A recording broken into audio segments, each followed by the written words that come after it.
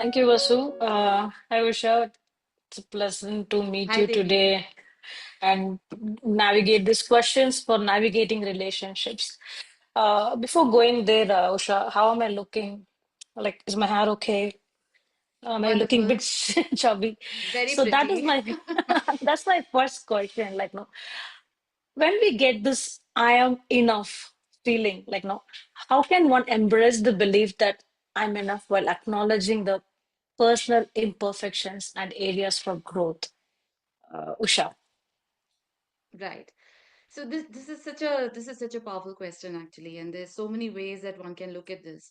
But it's really basically quite simple. I mean, we all have our conditioning in our cultural background, various cultural backgrounds. We received the conditioning that we have to be good at this, we have to be good at that, we have to look a certain way, we have to dress a certain way, and we grow up that way.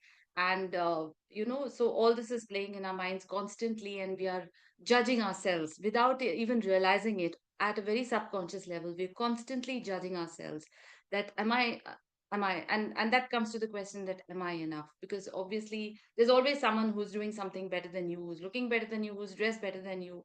So that sort of leads to discontentment, that okay, I need more. You're pushing yourself. So at the very basis, I am the very word I, it is enough that we exist. That alone is enough. So that's what's important, that we exist. It doesn't matter whether we are a mom or a dad or a, I mean, since it's a women's forum, I'll stick to the women oriented. Whether we're a mom, whether we're a wife or a grandmom or a daughter, a sister, that doesn't matter. I exist, and that is what matters.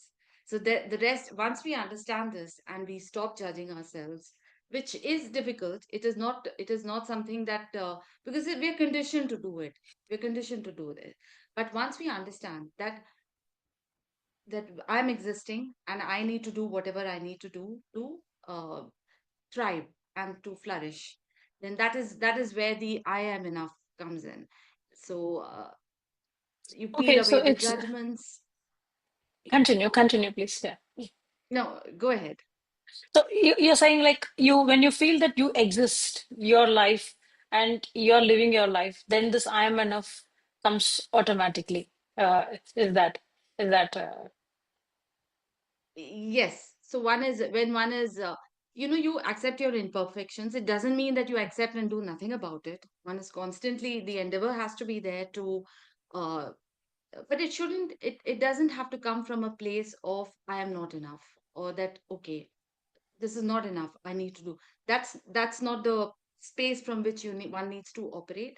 One has to operate from a place that, okay, from a place of where one wants to grow, one wants to evolve. First of all, identify in what way one wants to grow and what way one wants to evolve, and work towards that. So it's a very, very subtle shift in thinking from, oh, I'm not enough, I'm not good enough in this, I'm not good enough, oh, I'm not good enough in cooking, yeah. What shall I do? I have to learn. मुझे ये नहीं आता, I don't know this. So rather than thinking in a negative, framing those thoughts in a negative way in your mind, another way to, I mean, it's a very simplistic example. Another way to look at it would be that, this would be a nice dish to learn. Maybe I can give it a go. So it's a very subtle difference, when yeah, you right, when you frame right. it even within your mind.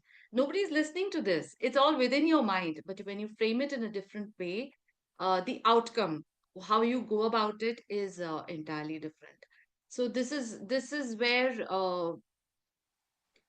that obviously we all have our doubts, that that existential thought does come in, that am I enough? What I'm doing, is it enough or not?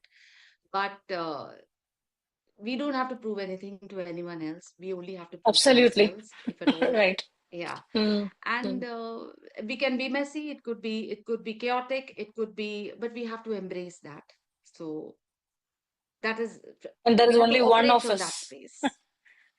There's Right, exactly, though, that's so nicely put, Devi. There's only one of us. right. Perfect. Right. So that's wonderfully explained, Usha. Like now, if someone recognizes their own pattern of being defensive, what steps can they take to shift towards a more open and receptive mindset? Right. right? That's another great question. So, one is to recognize. I mean, if you recognize that one is being defensive, right? Let's first get into an example of what we mean by being defensive. See, for example, if there are two people having a conversation, let's say two friends, and one says to the other that I you haven't been there for me. I was really counting on you, and I feel that you haven't given me that time or what I was looking for. So the other friend, if I mean, many of us react that way, and suppose the other friend says that I go out of my way to make time for you, and I can't do more than this. This is too much for even me. I mean, I thought I was extending myself and going beyond what my capacity for making time for you is, and I've gone beyond that. And still you're saying this. You're never happy. You're never happy with anything that I do for you. So this is where then there's a stalemate, because neither is listening to the other, or neither is really so this doesn't further, or there's no further conversation possible after this, unless maybe one can't one you there's a different path. But instead, if the other friend, instead of responding that way, if you replace, so the other friend was being defensive. So if you replace being, the defensive tone, if she replaces that with curiosity. So curiosity is really a lovely, lovely word. So one has to be just curious about anything, about oneself as well. So as soon as you replace that tone with another question, or that question with another question, that tell me more about why you feel that way, or what makes you feel like that, or what can I do to lessen that feeling for you, so that you feel better, that so that you feel more heard. If if you show if the other friend shows curiosity instead of immediately jumping to their own defense, that can open another conversation, and that can further the conversation in a direction that is beneficial to both. So um so uh, one very easy hack, it's a very easy hack whenever you find yourself being defensive. uh, Replace that with curiosity. So now, first of all, we have to accept that we have to learn to recognize that one is being defensive. That is, like I said, that is more than half the battle won, when we recognize that. And when we do recognize that, we naming the emotion, where you feel it, why do you feel it, and how do you react. So these are the things that we need to understand about ourselves through self-awareness exercises. And once we do recognize that, okay, I'd become defensive in this situation, or with this particular person, or generally, like whatever situation I am becoming defensive, we again have to be kind to that emotion. Kindness is required, even, I mean, in every sphere, including in one's own emotion, because we are the defensiveness has been developed inside us. It developed inside us over time, protect us. It maybe as children we face certain situations wherein this helped us in some way. It protected us either emotionally, physically, in whatever way. I mean, we don't, as a in a coaching conversation, we are not going to delve into that, but we have to thank that emotion. We have to feel gratitude for that Absolutely. emotion. Right. Right. Because in a place where So no one can speak for us, this defensive is something that's a good starting point.